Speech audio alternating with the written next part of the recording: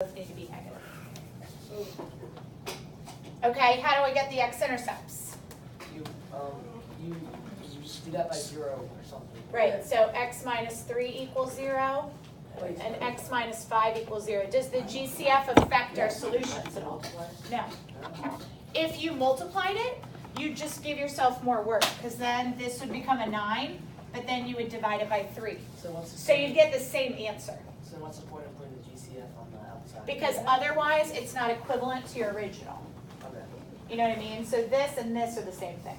But when you're finding your solutions, you don't have to add it in there. You get the same answer. So then plus 5, x equals 5. So you don't really have to like solve out the solutions, just write it down on the opposite, right? Yeah. So you wouldn't get what's it called? No. If there was a coefficient here, like some of the solving ones we did before, there was a coefficient here. So it's a little bit trickier because then you had to divide at the end. Oh, yeah.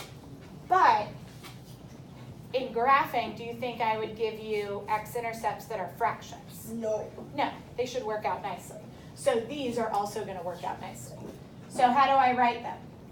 Oh, you- 3, you have 0. 3, 3, 0, 0, 5, 5, 0.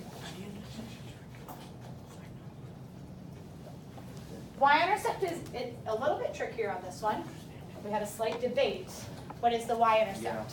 Oh. It's always 0 and 24. C. It's always C. No, So what is C? 45. 8. Negative 8. Doesn't matter which one you get. 45. 8 is B. Oh, yes. C. No. Is it 15 or is it negative 45? Do you Negative think? 45. Negative 45. It is? Wait, why? You go back to your original, okay? So for the y-intercept, it's your original C value. How's it gonna get on the graph? It won't, and that's okay. You can't always, you always have a y-intercept, you can't always graph your y-intercept. So you would just. Yes. You say you just. You see those numbers up there? Yep. You know how they both, like 3 and 5 both equal x? Mhm. Do you just write both of them for the y? Yeah, because it's a parabola, so you're gonna have two different x-intercepts every time. Doesn't matter which one comes first? No, Oh. you're just giving me the two.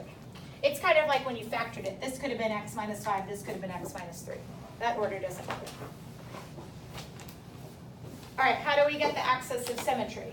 It's in between what? 3 plus 5, 3 or what? Yeah, it's in between these, which again, I mean, what's in between 3 and 5? 4. So your AOS is x equals 4. Yes, I wrote that in the wrong box. Then how do you get the vertex? You plug in what? The X to The 4. So you're going to use this. So I know the answer will be 4 comma something. 45. So now I have to plug 4 into this function. So